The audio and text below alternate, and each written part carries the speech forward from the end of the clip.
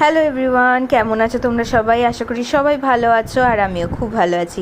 সকাল সকাল উঠে রেডি হয়ে বৌদির সাথে বেরিয়ে পড়েছি। আর সকালবেলা ঘুম থেকে উঠে বেরোনো মানেই হচ্ছে মাম্মাকে স্কুলে আনতে যাওয়া।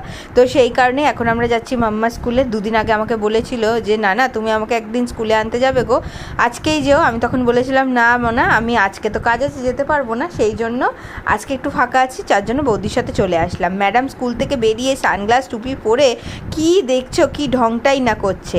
তারপরে এখানে ওর বন্ধুর সাথে কত আড্ডা গল্প হলো। তারপর আমরা সবাই মিলে বাড়ি আসলাম। বাড়িতে আসার সময় ওকে আমরা এরকম টোটোর সামনের দিক করে বসিয়ে দিয়েছিলাম, জানো তো, বাচ্চা পেয়ে যত অত্যাচার তার উপর। তারপরে আমরা চলে আসলাম বাড়িতে। আর যাওয়ার সময় যেহেতু আমার ব্রেকফাস্ট করে যাওয়া হয়নি আর মাম্মাও এসে ব্রেকফাস্ট করবে, সেই জন্য আমরা একসাথে এসে বসে পড়লাম। ফাটা পরোটা খাবো আজকে, বাবা এনেছে, বেশ অনেক দিন পর ফাটা পরোটা খাচ্ছি। কারণ সচরাচর আমাদের বাড়িতে এরকম মানে টিফিন হয় না সকালবেলা, নর্মালি ঘরে বানানোই খাওয়ার দাওয়ার হয়। তো আজকে সকালবেলা সেই জন্য ফাটা পরোটা খেলাম। আর মাম্মা তো ফাটা পরোটা খেতে ভীষণ ভালোবাসে, ওকেও খাইয়ে দিলাম আর আমিও খেলাম।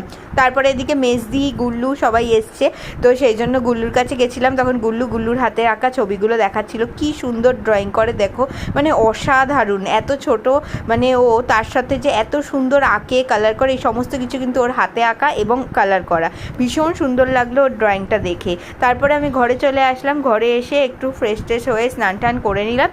দুপুরের লাঞ্চ করার পর এখন বাজে ঠিক ওই 3টে নাগাদ। তা আমি রেডি হয়ে গেছি, আজকে মার সাথে একটু বেরোবো। আর দেখো কালকে রাত্রেবেলা আমি বসে বসে আমার নেলসটা করেছি, সামনে আমার একটা নিমন্ত্রণ আছে, তো সেই জন্যই। তো কেমন লাগছে আমার হাতের নেলসটা কমেন্ট করে জানিও।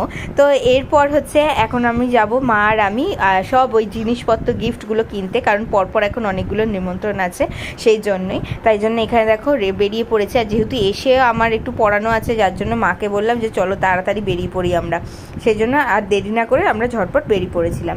এদিকে রাস্তায় এসে দেখি আমাদের